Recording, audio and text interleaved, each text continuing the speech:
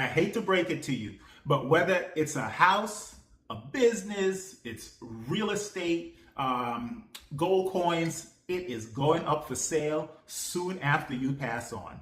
Unfortunately, that's just so. I've got a great topic for you this week. I'm sure you're going to have a lot to say about it.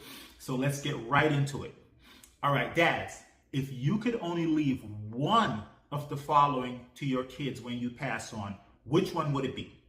Would you leave them with $1 million or with $1 million mindset? All right, before you decide, let me give you a little bit of background information that might influence your thinking on this, because this is really a question about legacy versus inheritance. So, according to research, only about 1 in 5 Americans receive an inheritance. But here's the reality. 80% of Americans don't receive an inheritance. The bottom line, most men don't get rich enough to leave their children a significant inheritance. So if you're still thinking about that question, let me tell you how I see it. An inheritance is what we leave behind. It's our tangible assets. Could be real estate, a business, a car, a bank account, whatever it is. But a legacy is how we live. It's our standards, our values, our character, our meaningful achievements. At 58 years old, the father of 3 adults, and now in my 3rd marriage, I am more convinced than ever that a legacy is far more important than any inheritance that I could leave my kids.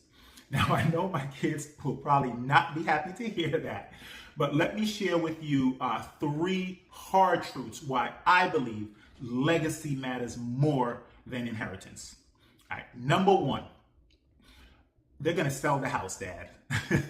I hate to break it to you, but whether it's a house, a business, it's real estate, gold coins, it is going up for sale soon after you pass on. Unfortunately, that's just the fact. The second hard truth, you could work hard all your life, save, invest, live below your means to leave your kids with an inheritance, and then it could get all wiped away, whether it's a war, recession, a serious illness or injury could wipe out a lifetime of savings and investments in a matter of hours, weeks, or months. Just ask anyone who retired in 2020 or planned to retire in 2020 when COVID hit, tanked the economy, crashed Wall Street, and took out a lifetime of savings and investments. And a lot of seniors found themselves having to work at McDonald's or another job like that just to make ends meet. So hard truth number 3. You know that scripture that says a good man leaves an inheritance for his children's children? That scripture, when you examine it closely, is really an argument for legacy over inheritance. In the context of that scripture, the fathers and grandfathers were responsible for instilling a sense of character, a sense of identity into the next generations. It wasn't just about land and property. So those are 3 hard truths why I believe legacy matters more than inheritance.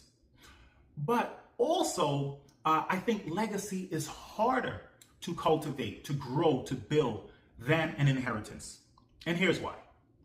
To leave a significant inheritance for your kids, you do have to become a good financial steward. And that's a huge accomplishment. And the fathers that are able to do that should absolutely be celebrated for that achievement.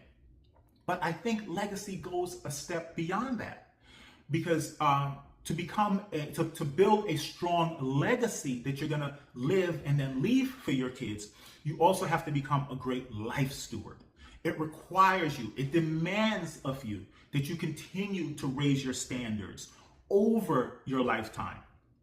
And that is the hardest part of legacy for me, is raising my standards, even after I no longer have to raise my kids. As I said, my kids are all grown now.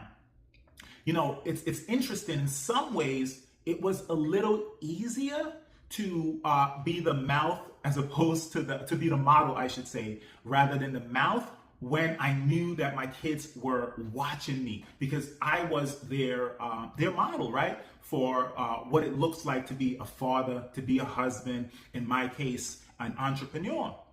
But now that my kids are grown and successful, I don't have that pressure of my kids watching me in that sense.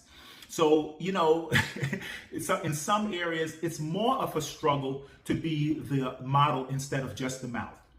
But, you know, fortunately, my wife is always ready to help me in that regard, quote unquote, help me, right? And she will definitely let me know when I'm being more mouth than model.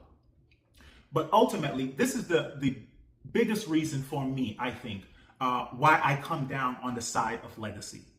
Because if I am able to live the kind of legacy I then envision, a strong legacy that I can leave behind for my kids and future grandkids, then it won't really matter if I'm able to leave an inheritance or not. Because I would have done my job as a father to instill a strong sense of identity and character and leave certain standards to provide my kids with a foundation that they can then build on and elevate and continue to thrive with or without an inheritance. They probably won't be too happy to hear that. But you know, dads, ultimately, I want to do both.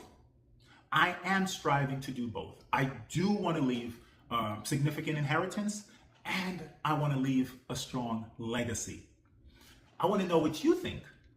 Which one matters more? Legacy or inheritance? $1 million or that $1 million mindset? Because that's what we're really talking about when we talk about legacy or inheritance.